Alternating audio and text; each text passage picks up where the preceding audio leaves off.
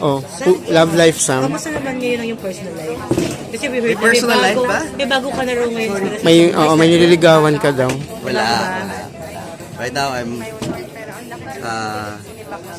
career focused. Excited ako sa mga ginagawa ko ngayon. Aside from Your Face, taping pa rin kami ng You're My Home. May concert ako sa October.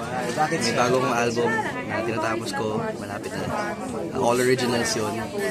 At gumawa ko ng indie. Kakatapos na din namin ng shoot ng indie film. It's called Sa Makata. mga kasama mo, sino yung gusto mo? Kaya, yun. Hindi kayo nagkabalikan. Hindi ko lang balikan na Hindi kayo nagkabalikan kasi parang may lumalabas na parang nagkita kayo. Sam. No, we remain to be really good friends. Bakit? Kayo, Jasmine. Nasa isang circle lang naman kami ng magkakaibigan sa barkada. So, May closure yung breakup niyo. I feel that's a little mahirap sagutin yan. Things like this siguro, it takes a lot of time. So, right now, focus naman kami sa sarili namin at sa sarili namin ginagawa sa trabaho natin. And everything is good and well. So may communication pa kayo right now ni Jasmine? Nakakausap pa rin, nakaka-textan pa rin, ikita pa rin paminsan-minsan? Or bago naman. talaga? Pero can you say naka-move on ka talaga dun sa feelings mo para sa kanya? Or she will always be remain special to you? Of course, you will always remain special. Always. Ano yung special feelings na bawasan mo? Hindi mo naman masasabi yung mababawasan, di ba? Isang bagay. Parang mahilig ka sa, kunyari sa cupcake. Kasi nakikita ko eh. Okay. Mahilig ka sa isang bagay, di ba? You Nandun na always yun. want, oh, ganun na yun eh. Coincidence. Part of you na. Coincidence bang palagi nagkakasabay yung mga presko niyo? Press na ba siya ngayon? Oo. Hindi ko nga alam yun eh. So, Yung cup noodle, yung... Ano ba yung noodles mong ini-endorse? Chef's Noodle. May press con din siya nun. Ngayon meron din siya. Ano to? Timing is everything. Wow. Timing is everything pa. Ano sa iyo, ganun din. Timing is everything. Pero ano ba kayo? Sa sarili mo ba? Sa tingin mo magkakabalikan kayo? Iniisip mo magkabalikan kayo? Or kayo ba in the future? Ano ba? Or you want to move on making legal some other When girls? someone is that important to you,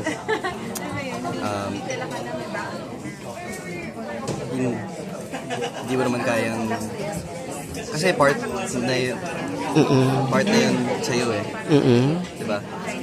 Just as much as she became a big part of me and still is. Diba? Doon na yun eh, nasa pagkatao mo na yun. So hindi mo naman basta hindi mo naman matatanggal sa sarili mo. It's like, parang may tatanggalin ka sa personality mo na hindi na, sa tingin ko it doesn't work that way. Parang, Pero mga sightings niya with Paolo Avellino and other Guys. Hindi ka ba na Hindi ka naman- sasaktan, na hurt, kung may nakita kang mababataan ka na may narinig sa kanya? O... well, yung mababalitaan mo naman, di ba, always take it with a grain of salt.